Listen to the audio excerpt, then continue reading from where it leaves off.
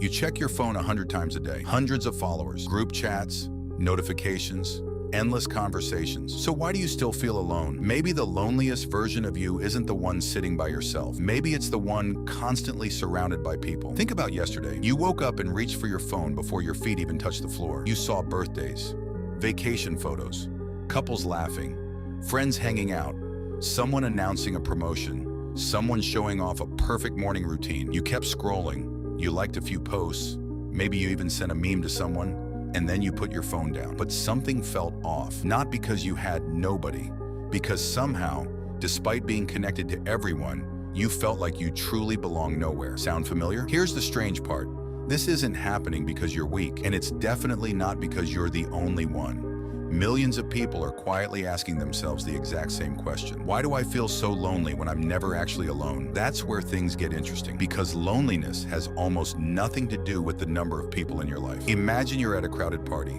Music is loud, people are laughing, conversations are happening everywhere, yet somehow you feel invisible. Now imagine sitting on a quiet porch with one person who completely understands you. No performance, no pretending, no pressure. Which moment feels less lonely? Exactly. Your brain doesn't count people.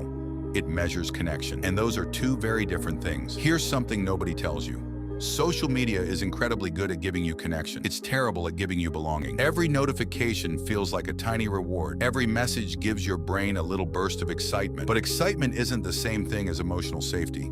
It's like eating candy when your body actually needs a real meal. For a moment, you feel satisfied. Then the hunger comes back even stronger. Now ask yourself something. When was the last time someone looked you in the eyes and asked, "How are you really?" Not because they had to, because they genuinely wanted to know. That kind of moment is becoming rare. Instead, we collect reactions, likes, views, streaks, comments. Our brains start confusing attention with affection, but they're not the same. Attention says, "I noticed you." Belonging says, "I accept you." Huge difference. And here's where it gets even darker. The more lonely you feel, the more likely you are to scroll. Seems logical, right? You're looking for connection. But endless scrolling quietly steals the exact thing you're searching for. Every perfect photo reminds you of what you don't have. Every highlight reel convinces you everyone else has found happiness except you. Even though deep down, they're probably scrolling and thinking the exact same thing. Isn't that strange? Millions of lonely people watching millions of lonely people pretending not to be lonely. It's almost like everyone is standing outside a locked door,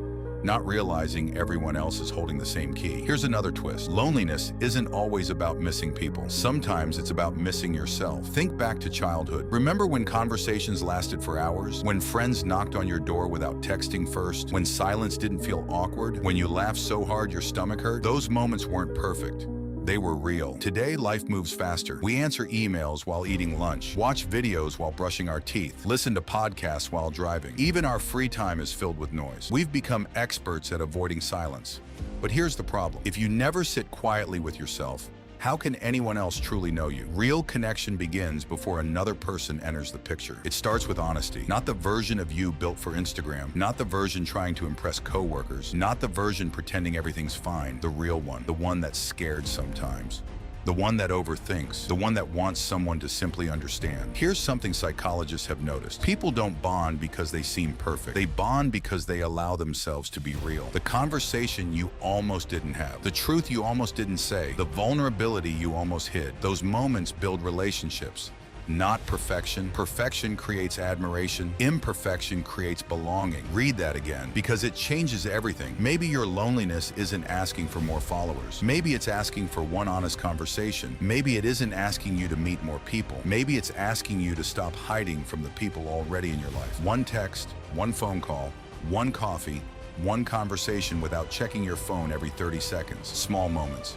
Huge impact. And here's the most important thing. Loneliness isn't proof that nobody loves you. It's often proof that your mind is craving something deeper than constant stimulation, something slower, something quieter, something real. So the next time you catch yourself reaching for your phone because you feel empty, pause. Ask yourself one simple question. Am I looking for entertainment or am I looking for connection? Because those two things lead to completely different lives. And maybe, just maybe, the person you've been waiting to connect with has been feeling just as lonely as you this whole time.